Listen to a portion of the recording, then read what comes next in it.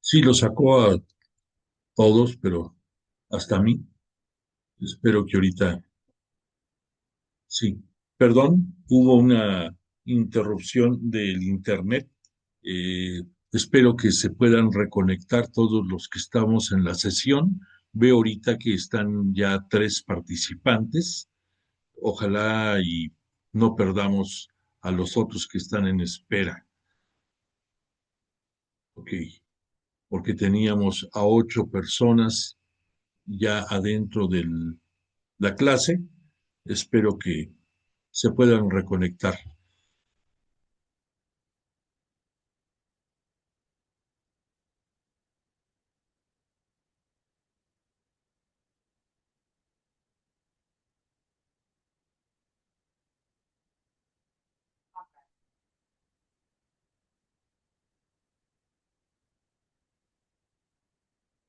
Linda.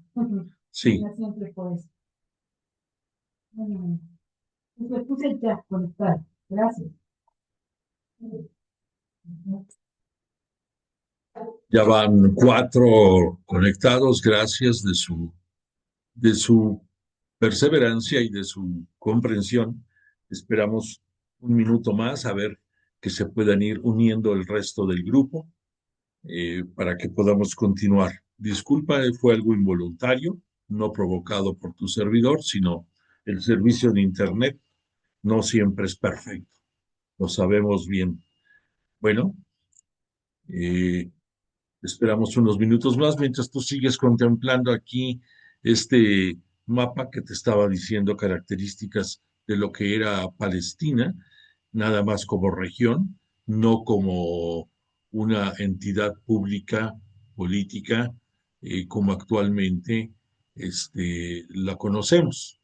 Entonces, pues esperamos que, que tengamos la gracia de parte de Dios de poder tener, decíamos, un lugar para desarrollarnos todos, que incluya a los palestinos, que incluya a los israelitas y a cualquier gente de denominación, cualquier denominación social, política que pueda haber por toda esa zona. Lo deseamos de corazón. Bueno, eh, quiero continuar ya, espero, nos falta una persona, pero pues ojalá y se pueda conectar ahorita. Bueno, entonces en este mapa te lo pongo, te lo voy a dejar por un buen rato aquí ahorita, para que puedas ubicarte en dónde estamos desarrollando los milagros de Jesús. Concretamente, aquí podemos ubicarnos que por un lado Jesús es de la región de Judea. Al decir Judea, me refiero a que de las 12 tribus de Israel que se fueron asentando en toda esta zona de Palestina antigua, una de ellas fue Judea. Su capital es Jerusalén. Y en esta misma zona de Judea vamos a encontrar que está Belén, el lugar donde nació Jesús de Nazaret. Está también ahí, se encuentra Nazaret, el lugar en donde Jesús va a vivir con sus padres en toda su vida privada. Y tenemos también la zona de Galilea. Aquí en la parte alta, esto de Samaria, es la zona que se conoce en la antigüedad como el Israel, el Israel, la nación, el pueblo de Israel. Cuando los descendientes del rey Salomón, o sea, los nietos del rey David, llegó el momento en que iban a tomar el poder, hubo discrepancias, hubo problemas y se dividió el reino. Por eso esta línea que se encuentra aquí, y desde entonces, desde el punto de vista religioso, se volvieron prácticamente enemigos los integrantes de la zona norte de Israel contra los de la zona sur, que eran los de Judea. Pero independientemente de todo eso, de todo esto que les estoy diciendo, ahorita en lo que estamos estudiando, se está desarrollando en esta zona de Galilea, y aquí está, el cursor nos marca dónde está el mar de Tiberíades o el mar de Galilea, que viene siendo el mismo. En las orillas de esta zona es donde se localiza, entre otros puntos, Cafarnaún, que es en donde vivió la familia de Pedro y que sirvió como punto logístico para Jesús en gran parte de su vida en el ministerio público.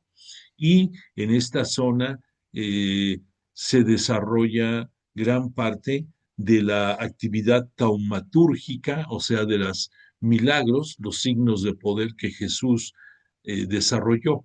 En la clase pasada vimos que van a atravesar este lago de Tiberíades y van a dirigirse a la zona de la derecha que corresponde a la Decápolis.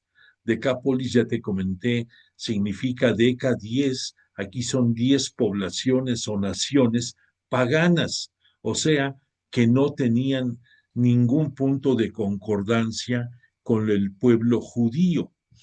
Entonces eran paganos o en ese tiempo se le conocía con el nombre de gentiles y tenían otro nombramiento despectivo dentro de los judíos que les llamaban perros, perros a toda la gente que no era judía. Bueno, pues entonces, eh, después de que después de que Jesús en la zona de Galilea vimos que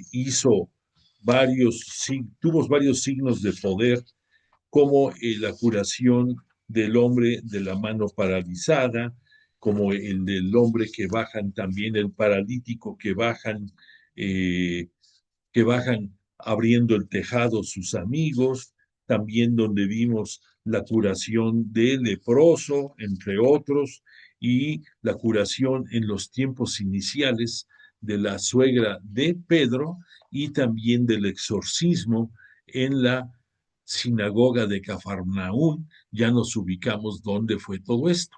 Pero entonces, después de que sucede toda esta serie de signos de poder, recordemos en la clase pasada, veíamos que los evangelistas sinópticos nos hablan de que por decisión de Jesús, después de un día agotador de estar enseñando, por la tarde de estar curando, de estar haciendo exorcismos, decide cruzar al lado derecho de del mar de Tiberíades o de Galilea, y es en donde se da el acontecimiento de la tempestad calmada.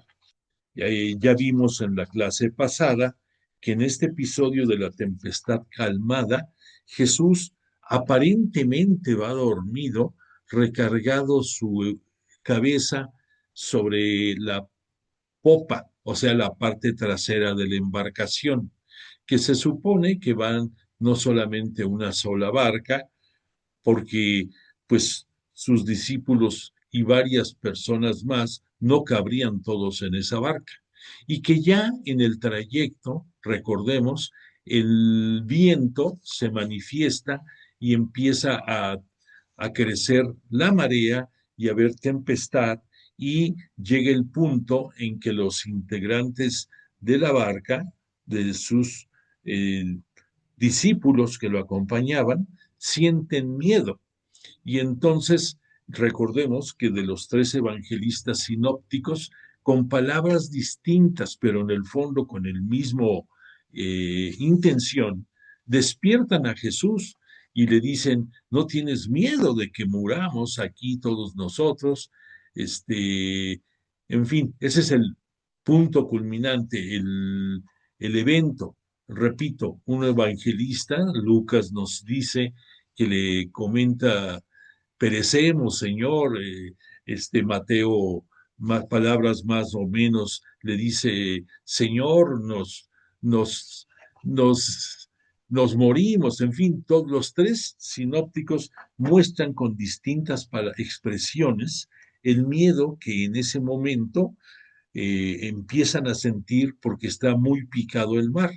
Obviamente Jesús se incorpora y le increpa al viento y le dice, calla, le dice al viento.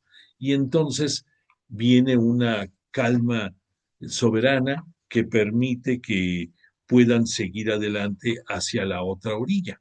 Aquí lo importante, recuerda que comentamos que en esos momentos todavía no hay el grupo de discípulos cohesionados que están empezando a seguir a Jesús y que Él sabe perfectamente de la necesidad que tienen, como cualquier persona, de contemplar su poder, su grandeza, el que poco a poco vayan aceptando tener fe en Él, y por esa razón, entre otras, increpó al viento y para que sirviera de ejemplo a sus seguidores de que Él tenía potestad no solamente sobre las enfermedades, sobre la muerte que podía ocasionar estas enfermedades, sino también sobre los elementos de la naturaleza, mostrar que Él era el unigénito de Dios con todo el poder sobre todo lo creado, lo visible y lo no visible.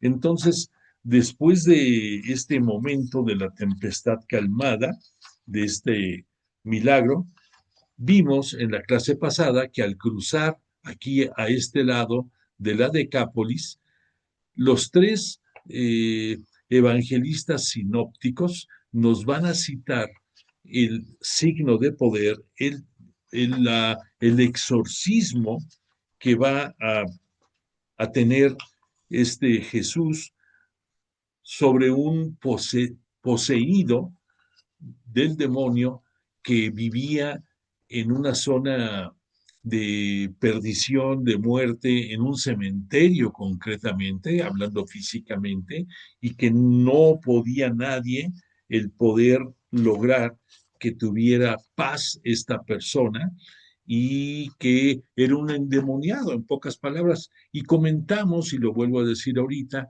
que al igual que en Cafarnaún, en esta zona donde sí son creyentes, en donde los judíos, hay muchísima población judía, el primer signo de poder que Jesús efectuó en la sinagoga de Cafarnaún fue el aplicar un exorcismo sobre un poseído. Y entonces aquí en esta zona de la Decápolis, aunque es zona pagana, también la carta de presentación de Jesús va a ser el, el realizar un exorcismo sobre este personaje poseso que tenía, que nadie podía controlar. Algo que nos llama la atención es que al igual que en Cafarnaún, es aquí en Decápolis, en esta zona de Gerasa, para ser más específicos, zona de Gerasenos, que los gerasenos se les llama así a los que viven en Gerasa, en esta zona. Entonces, también reconoce la divinidad no solamente de Jesús, sino también reconoce su mesianidad, perdón, reconoce su mesianidad y, y entonces también le dice a Jesús palabras muy similares a las que le dijo el poseso en Cafarnaún. Le dice, ¿qué quieres de nosotros, hijo del Altísimo? O sea, reconoce, Señor, al decir estas palabras de Señor y Hijo de Dios, le dice, le dice este poseído más o menos, fíjense, voy a remitirme a un pequeño pedazo para que recordemos la historia. Le dice, apenas salió de la barca, vino a su encuentro de entre los sepulcros un hombre con espíritu inmundo que moraba en los sepulcros y a quien nadie podía ya tenerle atado, ni siquiera con cadenas, pues muchas veces le habían atado con grillos y cadenas, pero él había roto las cadenas y destrozado los grillos, o sea, los grilletes, y nadie podía dominarle. y siempre, noche y día, andaba entre los sepulcros y por los montes, dando gritos e hiriéndose con piedras. Pobre persona, pobre poseído. Continúo y después dice, al ver de lejos a Jesús, corrió y se postró ante él y gritó con alta voz, ¿qué tengo yo contigo, Jesús, Hijo del Dios Altísimo? Te conjuro por Dios que no me atormentes. Es que él le había dicho, espíritu inmundo, sal de este hombre. Jesús le había dicho eso al tentador, a Satán, que estaba dentro de este poseído.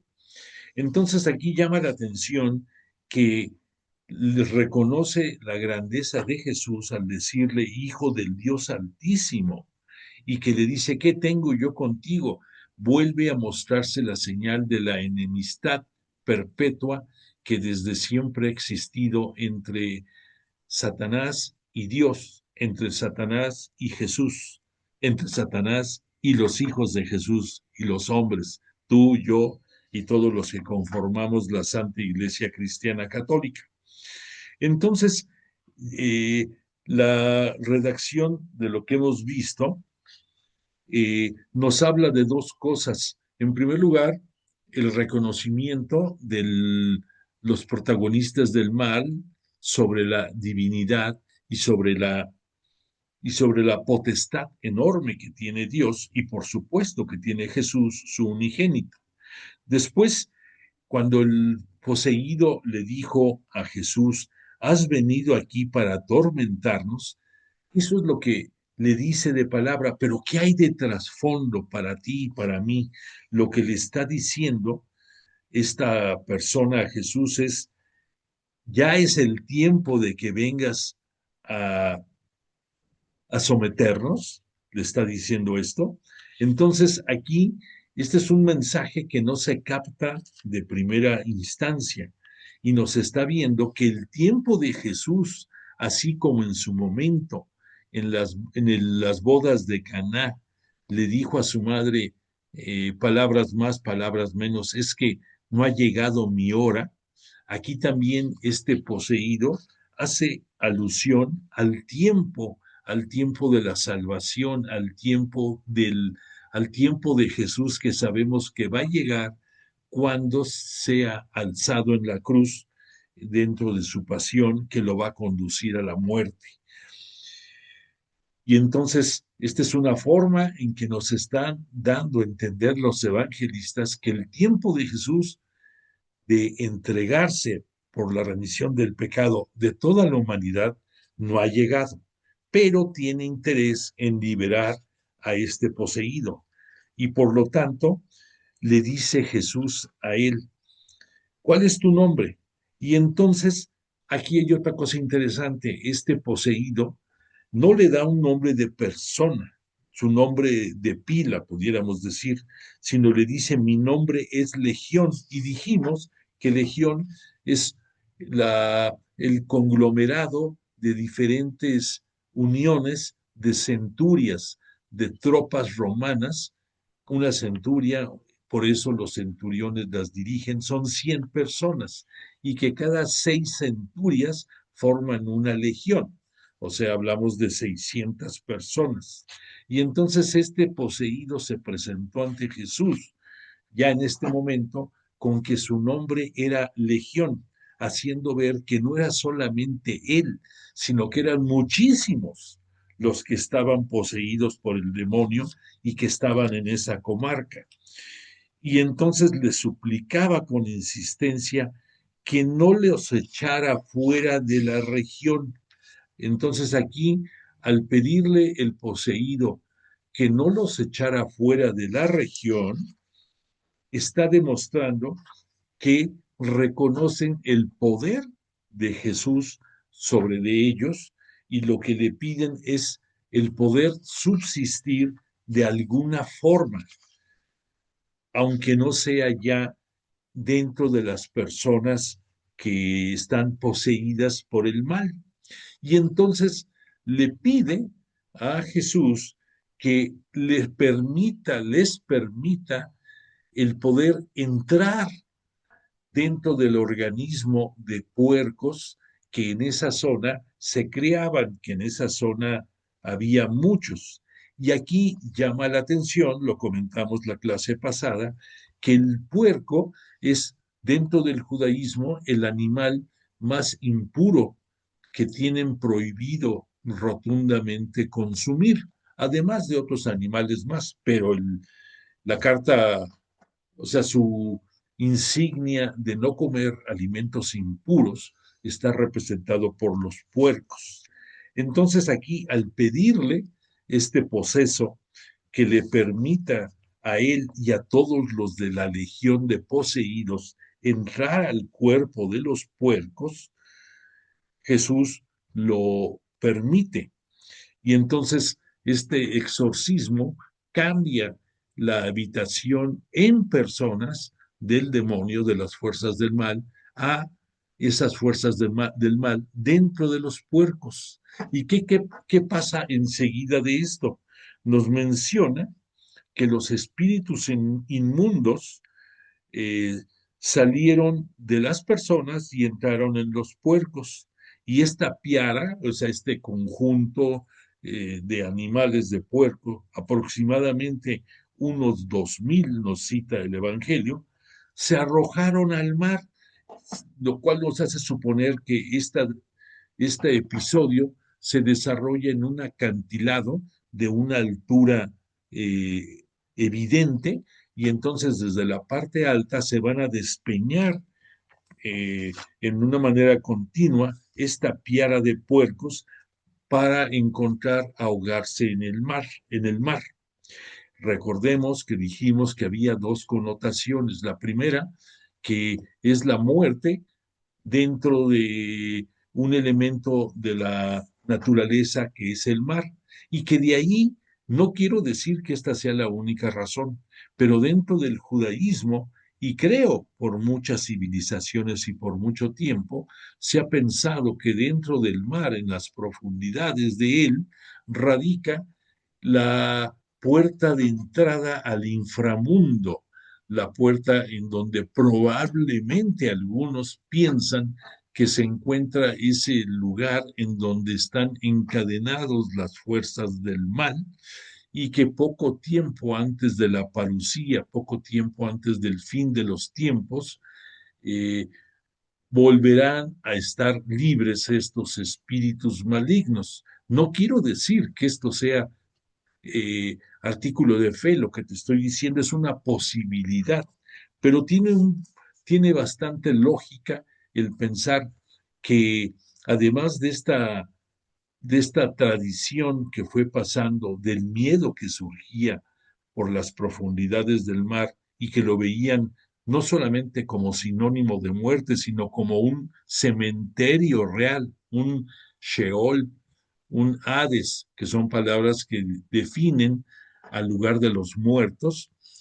Tenemos también dentro del libro del Apocalipsis el, la redacción, los episodios en que nos hablan tanto del dragón como también de la serpiente de las siete cabezas, que habitan también, lo sitúan en el mar. Entonces, coinciden algunas versiones en la posibilidad de que sea desde el punto de vista espiritual este, estas profundidades del mar un lugar posible donde se encuentren esas fuerzas del mal del inframundo. Pero repito, es una posibilidad, no es un hecho contundente, no es un hecho que nos diga la Sagrada Escritura, ahí en el mar está esto.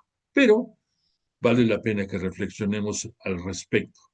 Y después, como otro relato adicional que se entrecruza con este fenómeno del despeñadero de los puercos, nos hablan que se supo de inmediato en toda esta región de lo que había sucedido.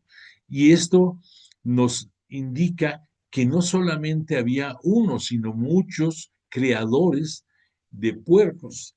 Y entonces al ver lo que había sucedido, al ver que se habían suicidado, valga la expresión, toda la piara, les dio miedo porque pues en un momento dado su sustento económico dependía de la crianza de estos puercos y entonces la gente se le acerca a donde está Jesús y al ver al endemoniado antiguo que está sentado apaciblemente y ya como un humano más, les da miedo, miedo a todos los integrantes de la comarca de ver el cambio positivo que demostró este ex poseído y le piden a Jesús que se vaya de ahí y entonces le ruegan que se aleje, que no lo quieren ver ahí.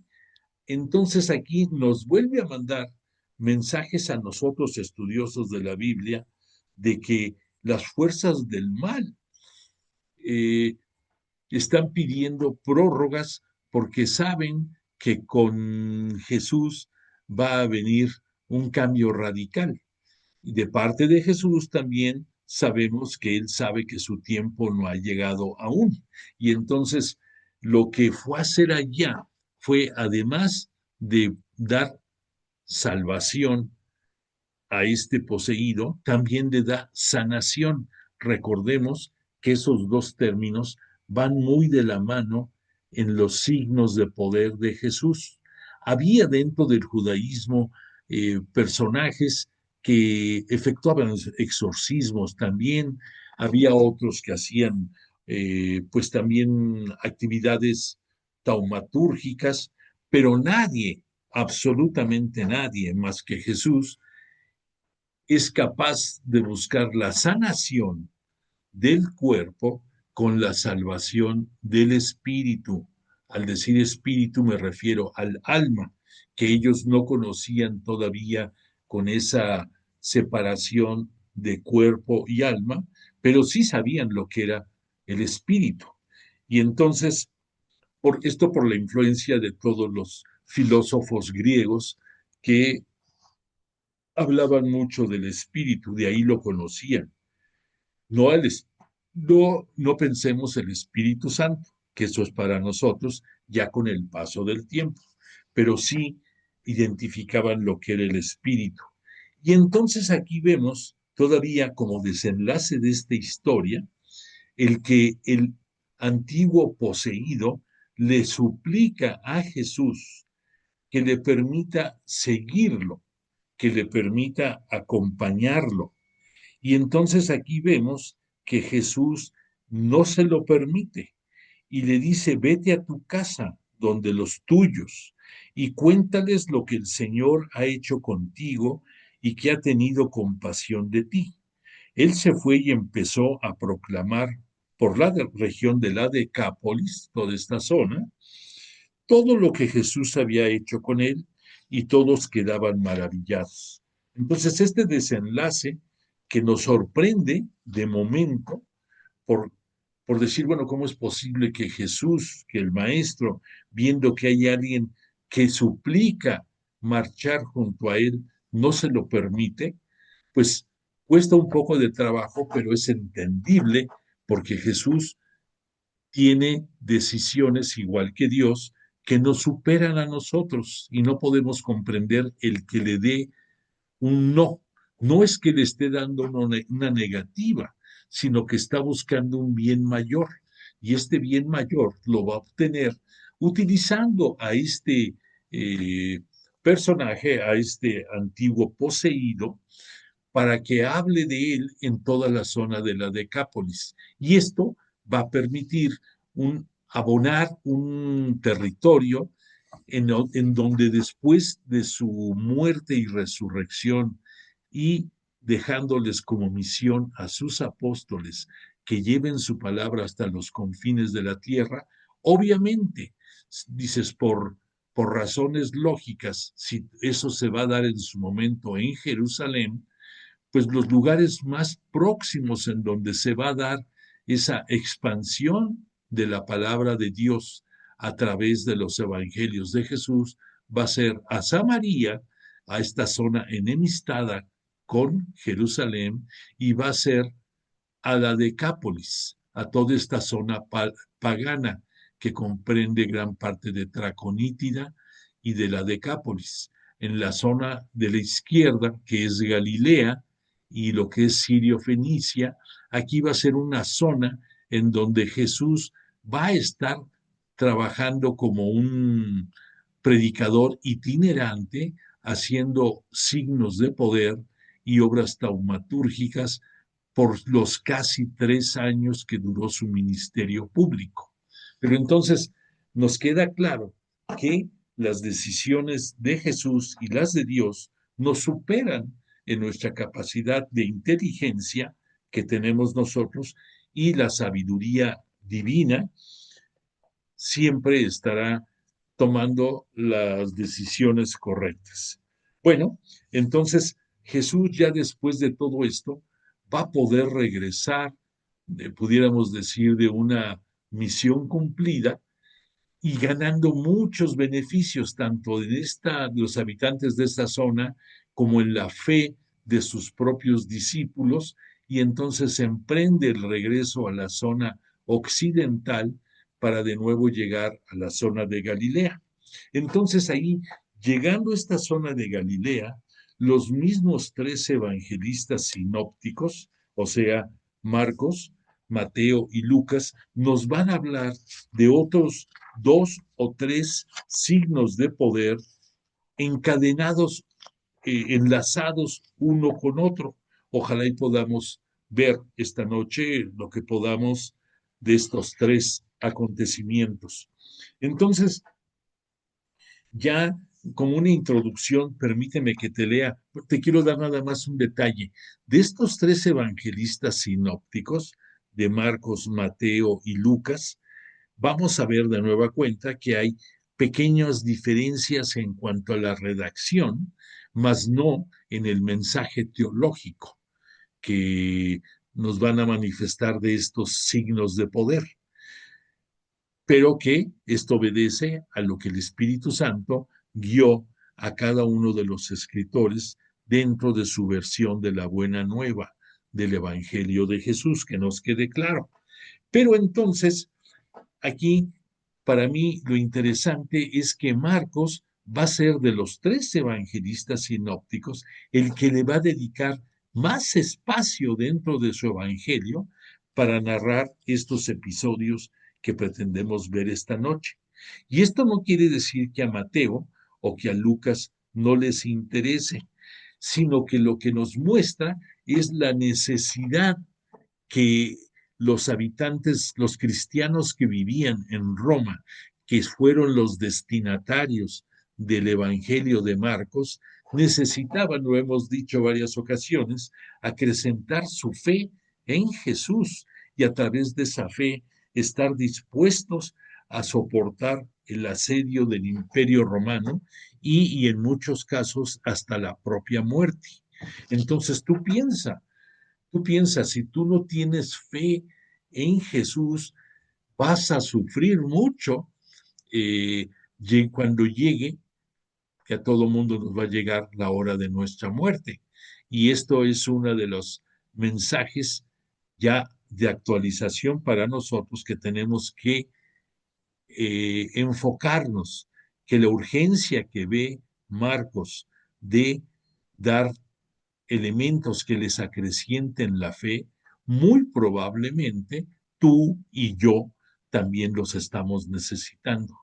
Entonces tenemos que ver en estos acontecimientos que hoy estudiaremos los elementos que nos debe de llenar y que nos debe de marcar una línea para seguir a Jesús con mayor decisión.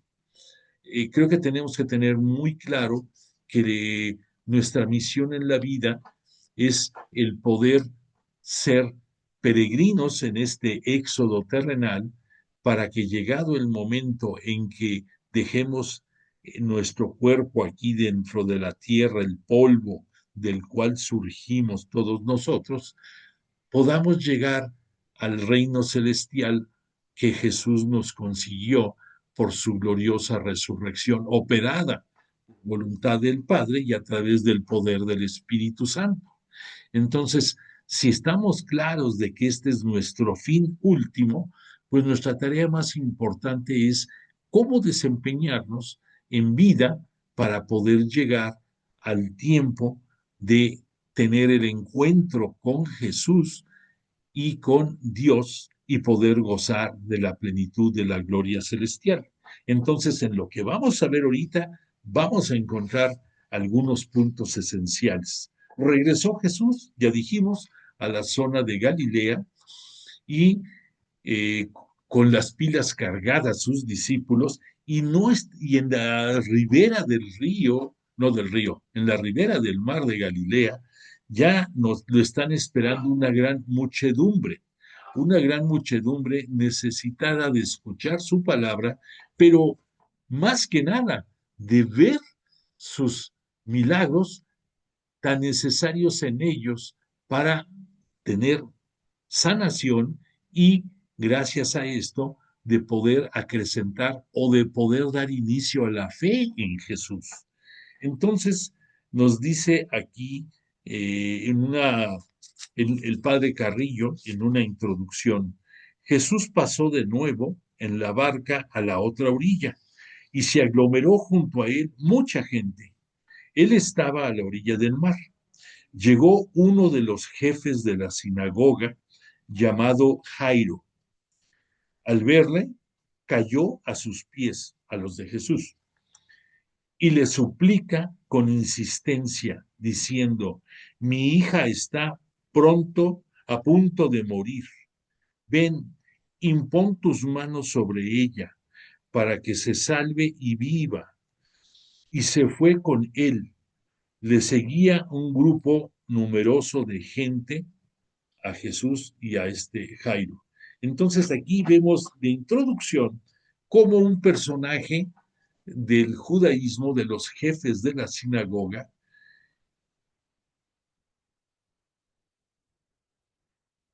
perdón, se postra ante Jesús. Esto no quiere decir que estuviera convirtiéndose de la noche a la mañana, como fue el caso de este Pablo, cuando rumbo a Damasco cayó y fue convertido. Aquí no nos habla de esto, lo que nos habla es de que en Jairo, por todo lo que había escuchado de Jesús y ante la desesperación de la imposible muerte de su hija, pues se afianza a Jesús como elemento de salvación, pero reconoce también su grandeza al postrarse. Pudo haberse quedado en pie y darle el mensaje de súplica, pero no, se abajó a postrarse ante Jesús, lo cual nos habla de la grandeza que advertía de Jesús este jefe de la sinagoga. Y además la súplica que le hace de impón tus manos sobre ella. Aquí tenemos que tener claro que dentro del Antiguo Testamento, dentro del judaísmo, la imposición de manos, al igual que en nuestros tiempos, tiene connotaciones muy profundas. Entre otras, podemos advertir que la colocación, la imposición de manos, podía significar un gesto de bendición, por decir algo, una sustitución victimal. Esto de sustitución victimal, para que lo entiendas, ¿qué sucedió cuando Abraham, después de que Yahvé Dios Padre para nosotros, le pide que sacrifique a su hijo en holocausto? En aquellos tiempos nos está dando a entender que el holocausto, la ofrenda de algún hijo, era algo relativamente común. No nos sorprendamos, no nos alarmemos, pero era algo común. Y entonces, después de que el ángel del Señor le detiene la mano a este Abraham para que no sacrifique a Isaac, al hijo de la promesa, después de esto aparece un carnero que está ahí en el campo, y él va a ser el que va a ser ofrendado en holocausto. Aquí estamos viendo una sustitución victimal. Entonces, aunque en ese momento Yahvé Dios no lo hace en forma directa, pero el ángel del Señor, que es su emisario, es el que le efectúa. Entonces ahí, para que entendamos otro de los significados en la antigüedad, de lo que podría ser un gesto de imposición de manos. En el Nuevo Testamento, pues también vemos que la imposición de manos es un gesto de curación o puede ser un rito de consagración de una persona, de un creyente, y muy especialmente lo vemos esta imposición cuando alguno de los integrantes de nuestra Santa Iglesia recibe una misión, recibe una tarea, una encomienda. Entonces hay una imposición de manos en el cual el sacerdote le, le pide para él todas las gracias para que pueda desarrollar su misión. Entonces aquí, en esta súplica de Jairo, podemos nosotros entender que le está pidiendo una sustitución victimal de su hija. Ve, no se lo dice, impon tus manos sobre ella. O sea, su desesperación porque que busca otra víctima, pero que no sea mi hija, por favor. Entonces, después de esto, Jesús, que había regresado del otro lado del mar, de la tierra de paganos, se encuentra en las orillas del mar de Tiberíades con unas circunstancias no esperadas. El hecho de que uno de los principales jefes de la sinagoga le vaya a suplicar esta, esta, este milagro que le está suplicando. Entonces, lo que le dijo este Jairo, más o menos, pudo haber sido de acuerdo a otro de los evangelistas, que le dijo, mi hija está en las últimas. Esto lo entendemos más nosotros. Ven, impón tus manos sobre ella para que se salve y viva. Esto lo dijo Mateo. La primera versión es de Marcos, la que vimos. Entonces Mateo afirma que van con este Jairo y le dicen, tu hija acaba de morir, no molestes al maestro. Y entonces con esta precisión, el evangelista exalta por una parte que este Jairo tenía una fe muy fuerte sobre la posibilidad de sanación en Jesús y por eso su postración.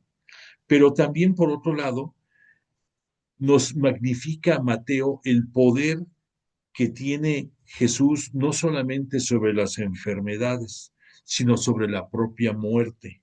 Porque a pesar de la urgencia que tenía Jairo y a pesar de que los siervos de Jairo lo alcanzan para decir que ya es tarde, entonces Jesús no cambia de parecer, no cambia de actitud, no cambia su misión, no cambia el destino de sus pasos. Y entonces Lucas todavía nos va a dar otro detalle interesantísimo sobre este episodio. Nos va a decir Lucas, la niña tenía como 12 años. ¿Qué significado tiene que Lucas nos diga que esta niña tenía como 12 años? Recordemos que dentro de la numerología bíblica, el número 6 nos habla de la humanidad, el hombre desde el punto de vista humano, no del hombre género masculino, sino el hombre como creación divina. Y en el número 6 encontramos también la imperfección. Y entonces, por esa razón, ya sabemos que cuando fue la creación del mundo, por eso nos cita en el Génesis que fue en 6 días y que en ese día es cuando se da la creación del hombre y después el séptimo día, Yahvé Dios descansó. Pero entonces aquí el número 6 desde entonces nos muestra que el hombre, como creación de Dios, desde el punto de vista humano, es imperfecto. Y entonces, al decir Lucas que esta niña tenía como 12 años, nos da el mensaje de que 6 por 2 es 12. 6 es imperfección, 2 es una forma de que se hace un juramento que nos ratifica lo que algo nos dicen. Entonces, por un lado, nos está dando a entender que esta niña era como humana imperfecta. Pero hay otro detalle interesante, que el número 12 también dentro de la Biblia nos habla en gran sentido de la plenitud y nos habla de una estructura, nos habla de un orden, de un orden. Y esto lo vamos a ver representado simple y sencillamente en el Antiguo Testamento por las 12 tribus de los hijos de Jacob, que van a dar precisamente origen a todas estas poblaciones de Israel. En otra ocasión te voy a mostrar este mapa, pero con los nombres de dónde se asentaron cada uno de los 12 jefes de las tribus. Y dentro del Nuevo Testamento, como mayor evidencia de esto, vamos a encontrar a la elección de este Jesús, de sus 12 apóstoles, dentro de su grupo bastante amplio de discípulos, de seguidores. Entonces, aquí el que Lucas nos esté dando a entender que la niña tiene 12 años, nos habla de que los nuevos tiempos en Jesús están llegando por dos cosas. Por en primer lugar, porque el número 12 va a ser evidencia de que con la nueva alianza que vamos a encontrar con la entrega de la vida de Jesús, van a ser un nuevo orden imposible de superar. Pero también nos está dando el mensaje de que la niña es una mujer y que en aquellos tiempos la mujer no tenía ninguna relevancia fuera de lo que era el mantener la familia y el proveer de alimentos al jefe de familia, a los hijos y estar al pendiente de las necesidades como jefa de la familia desde el punto de vista satisfacción de las necesidades materiales de su familia, no tenía ninguna otra relevancia. Entonces, lo que vamos a ver aquí ahorita es cómo la mujer para Jesús tiene una dignidad y tiene una preponderancia igual a la que tenemos todos los hombres. Gran cambio dentro de lo que era la manera en que pensaba, se desarrollaba y actuaba los judíos y concretamente los dirigentes religiosos judíos, en que para ellos la mujer no representaba nada más. Entonces, después de esto, Jairo tiene fe, dijimos, de que con la imposición de manos de Jesús va a cambiar las cosas. Y este Jesús, a pesar de que escuchó lo de los siervos, de los criados, perdón, de este Jairo, que ya era tarde, que ya había muerto la niña, entonces le dice Jesús a Jairo, salvar y vivir son, bueno, no se lo dice esto que te voy a decir, esto es una reflexión. Salvar y vivir son verbos importantes en la misión de Jesús. Te lo repito, salvar y vivir. O sea, que Jesús es fuente de salvación y manantial de vida. Es fuente de sanación y de vida eterna. Y estas dos cosas van enlazadas entre sí y el resultado de ellas va a ser dos cosas. Para el que recibe la sanación y la salvación, una paz enorme, una paz de vivir en Jesús, de estar en Él y estar con Él. Y gracias a esto, la fe de la persona también va a nacer o se va a acrecentar, se va a potencializar, se va a magnificar. Y por eso vamos a ver cómo en Jesús, a partir de este milagro sobre todo, vamos a encontrar el desenlace con su oración, la fe que salva en los labios de Jesús. Entonces, la mujer, repito, tiene una preponderancia enorme. Y desplazándose hacia el camino de la casa de Jairo, vamos a ver otro nuevo signo de poder que se enlaza en lo que está pasando en este trayecto de ir hacia la casa de Jairo. Existía una mujer que padecía flujo de sangre desde hacía 12 años. Y aquí nos trae a la mente esa imperfección. 2 veces 6, 12. Y que es una mujer que al padecer de flujo de sangre, ella, dentro de los judíos, sabemos que la sangre es lo que es sinónimo de vida. Por eso, dentro de sus, este, dentro de toda su forma de vida, no consumen absolutamente nada que sea sangre. Pudiéramos decir, en nuestros tiempos actuales, imposible que tú veas a un judío tomarse un taco de moronga. No, no, porque la sangre es sinónimo de vida. Entonces, pues haciendo un lado tu gusto, ¿no? Por este platillo, te digo, dentro del judaísmo la sangre era sinónimo de vida y por lo tanto no la pueden consumir.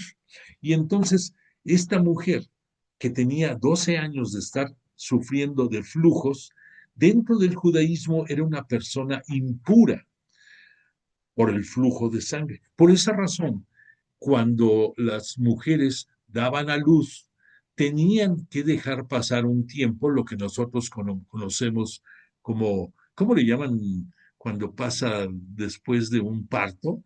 El tiempo, el tiempo en que la mujer deja de sangrar. Se me fue ahorita el nombre. Pero bueno, tú te lo sabes, pero luego lo recordaremos los dos. Entonces, entonces tenían después de que dejaban de sangrar, que para el judío era sinónimo de impureza, presentarse en el templo cuando ya estaba limpia, ofrendar una paloma y soltar otra. Una paloma era sacrificada en holocausto, otra volaba, se le daba libertad y además se daba también un óvulo para el templo. Esto era para que pudiera obtener la purificación después de un parto. Entonces también por la misma razón, esta, consideran a las mujeres tanto después del parto como también en el tiempo de su regla mensual, el tiempo en que están sangrando, como impuras.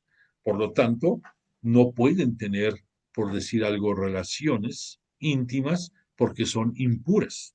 Y entonces esta mujer, con el flujo que tenía de sangre, vivía constantemente en la impureza, por lo tanto en la segregación, era relegada de toda la comunidad. Pero esta mujer sabía perfectamente que Jesús podía ser para ella la, el, el manantial de salvación. Y entonces, cuando se van dirigiendo hacia la casa de Jairo, toda la multitud que va siguiendo, pues esta mujer quería acercarse a Jesús y probablemente suplicarle que la curara, pero ante la imposibilidad de poder enfrentarse y hablar con él, ella sabe que con el simple hecho de que toque una orla de su manto, ya no digas que más, sino con tocar parte de sus vestidos de Jesús, ella sabe que va a lograr sanación. Y entonces, habiendo oído lo que se decía de Jesús, se acercó por detrás de él, de Jesús, entre la gente, arrastrándose entre la gente, metiéndose entre la gente y toca la orla de su manto, los flequitos que había en su manto. Y estos flequitos eran porque eh, dentro de los Hasid o de los elegidos de dar servicio a Dios, traían unos flequitos para recordarles todas las ordenanzas que tenían que cumplir, además de los mandamientos, y por eso tenían estas orlas, estos flequitos. Entonces, esta hemorroísa, metiéndose entre la gente, toca una de sus borlas, de las orlas de Jesús, y queda sanada. Y entonces los tres evangelios nos van a citar las mismas reacciones después de esto. Jesús siente que de su cuerpo ha surgido una fuerza, y le comenta a todos sus seguidores, ¿quién me tocó? Entonces, pues todos le dicen, oye, pues estamos aquí en un apretón que no sabemos ni quién va al lado, y tú preguntando que quién te tocó, ¿cómo? Y entonces Jesús dice, no, es que alguien me tocó, ¿quién fue?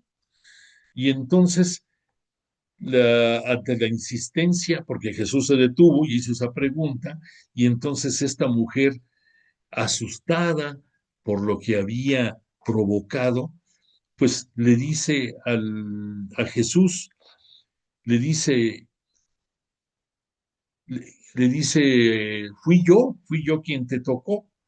Dice, porque buscaba que me salvaras. Entonces Jesús le dice, le escucha, y permíteme, te voy a dar la narración como nos la citan para entender mejor esto. Al instante Jesús, dándose cuenta de la fuerza que había salido de él, se volvió entre la gente y decía, ¿quién me ha tocado? Eso ya lo vimos. La mujer, viendo de lo que había sucedido, se acerca atemorizada y dice, postra ante él, y le contó toda su verdad. Jesús le dijo, hija, tu fe te ha salvado, vete en paz y queda sana de tu enfermedad. Aquí, independientemente del dinamis, ese concepto que vimos, que es la manera griega de decir de una fuerza de poder que emana de Jesús, independientemente de su palabra y de sus gestos, el simple hecho de tocarle, esa fuerza hace cambios tremendos, como en esta hemorroísa. Y entonces aquí también vemos dos detalles más muy importantes. ¿Qué le dijo Jesús? Hija, tu fe te ha salvado. Ese sinónimo de hija, ¿qué significa?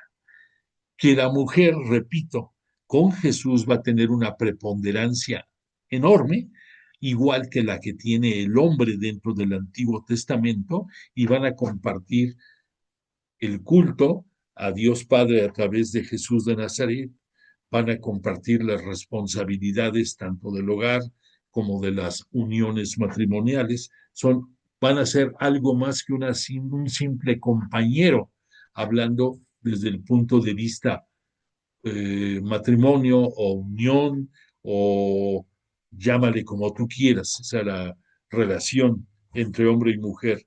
Pero entonces, el otro detalle, ¿qué le dijo Jesús? Hija, o sea, le está sublimando. Y por otra parte le dice, tu fe te ha salvado. O sea que gracias a esa fe mostrada en la certeza de esta mujer de que Dios, de que Jesús la iba a sanar con simplemente tocarlo, se cumple.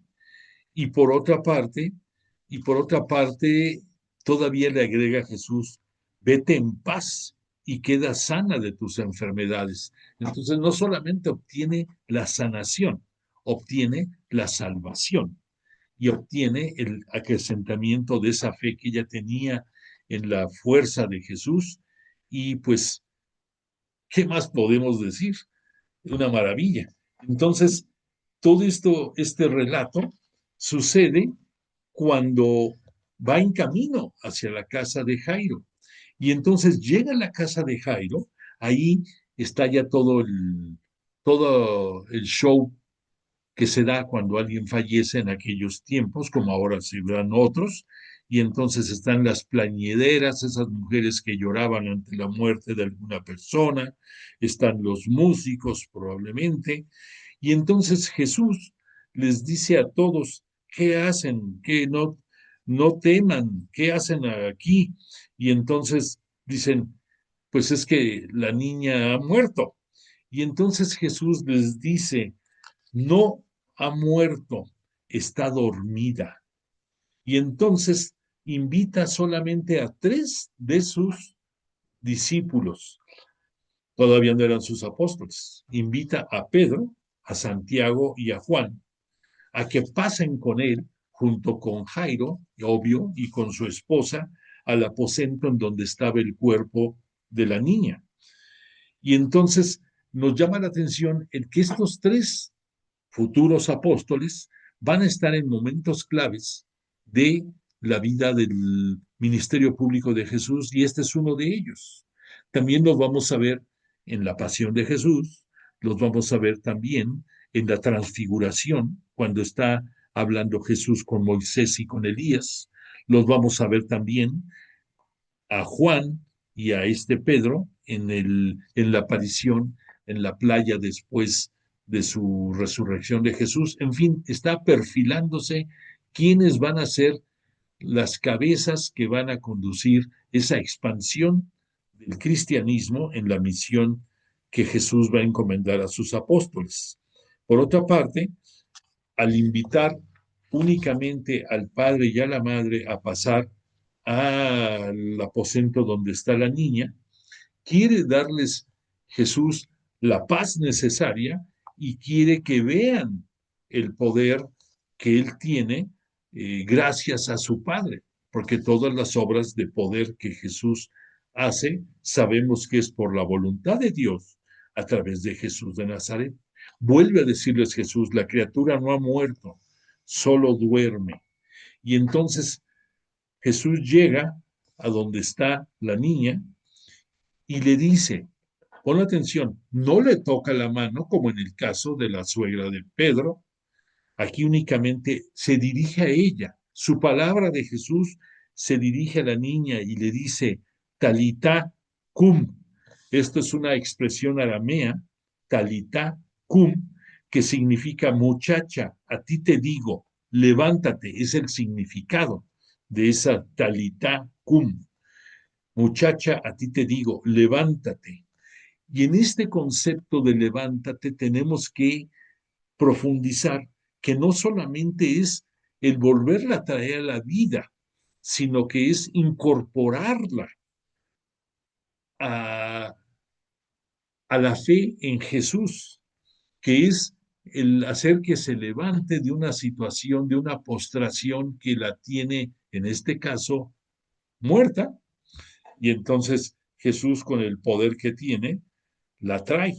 Sin embargo, lo que el significado de esto nos da, empezando por los padres de la niña, es ese levántate, incorpórate, la invitación de Jesús a que creyendo en Él nos dejemos levantar, nos dejemos seguirlo. Imagínate, yo te quiero decir en estos momentos aquí esta gran obra de poder que es superior a la que cualquier profeta de la antigüedad hubiera podido hacer, incluyendo a Elías, incluyendo a Eliseo. Nadie puede hacer más que la gloria de lo que Jesús hace. Entonces, el interés salvífico de Jesús en favor de la mujer, sin importar su edad, ya vimos con la hemorroísa, ahora con esta niña, pues nos habla de la potestad que le está dando Jesús a la mujer dentro de la nueva alianza y que la vamos a vivir a plenitud a partir de su entrega de la vida en la cruz cuando se ha levantado. Y ahí tienes otra palabra. ¿Por qué en la Biblia nos dicen cuando Jesús va a ser izado en la cruz, en el Gólgota, va a ser levantado? Va relacionado con esto. En la cruz, el ser levantado va a ser la invitación a que tú, a que yo, a que todos los que somos seguidores de Cristo, del Mesías, del Señor de señores y Rey del universo, nos levante, nos haga que estemos activos, que estemos de pie, que estemos despiertos en seguir la misión que a cada uno de nosotros tiene encomendada desde el momento de nuestro bautismo. Y entonces esto es gran parte de la enseñanza de este milagro de Jesús actualizada a nuestros tiempos. Por lo tanto, yo te invitaría a que pudiéramos cerrar. No pudimos llegar al otro estudio eh, del tercer misterio, pero lo dejamos para la próxima clase. pero lo que sí quiero es invitarte a que tu corazón se abra ahorita. Si quieres, cierra los ojos y piensa en lo que voy a decirte como cierre de esta sesión. Señor Jesús, ¿cuántas veces nos hemos encontrado a punto de morir? ¿Y cuántas hemos estado ya espiritualmente muertos? Pero ahora queremos hacer caso a tu palabra. No temas, solamente ten fe. Quítanos los temores y acrecienta nuestra fe. Tómanos de la misma mano, Jesús, y despiértanos del sueño de nuestra enfermedad de muerte. Dinos con tu potestad, levántate. Así seremos capaces de seguir adelante en el caminar de nuestra vida. Amén. Pues agradecidos con Jesús de Nazaret y el Espíritu Santo de que nos acompañaron esta noche, yo te agradezco a ti, tu presencia y tu paciencia por la interrupción que tuvimos por el Internet. Deseo para ti que tengas una semana pródiga de salud, realizaciones y alegría dentro de tu casa, que nuestra patria sigue en búsquedas de la paz y de la seguridad en un camino firme trazado por la mano de Dios, y que nos dejemos conducir escuchando al Espíritu Santo, y que te espero la próxima semana para continuar con nuestro estudio apasionante de los milagros de Jesús. Te pongo la canción de cierre y deseo que tengas una feliz noche. Gracias.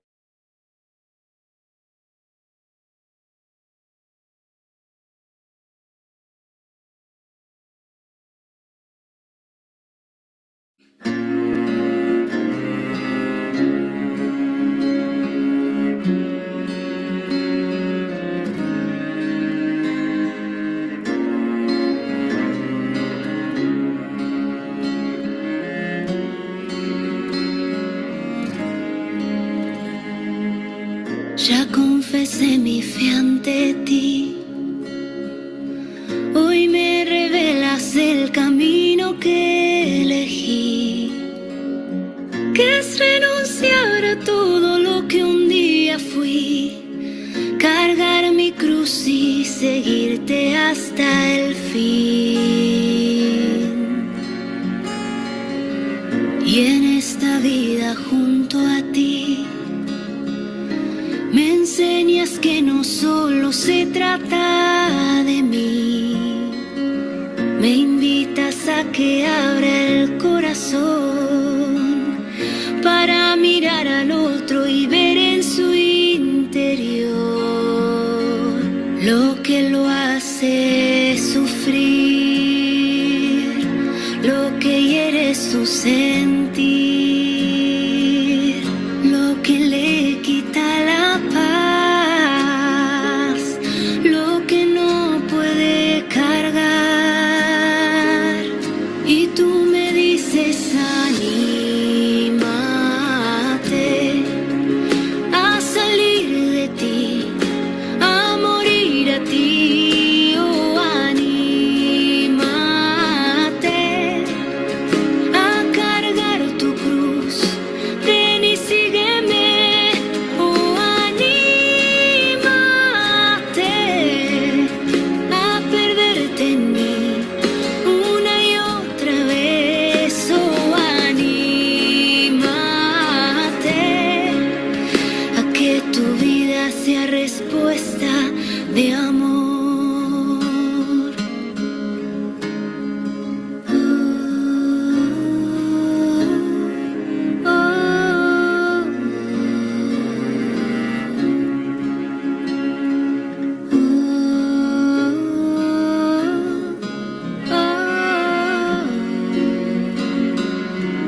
Y con tu gracia yo me animaré a salir de mí, a morir a mí, yo me animaré, cargaré mi cruz y te seguiré, yo me animaré a perderme en ti una y otra vez, yo me animaré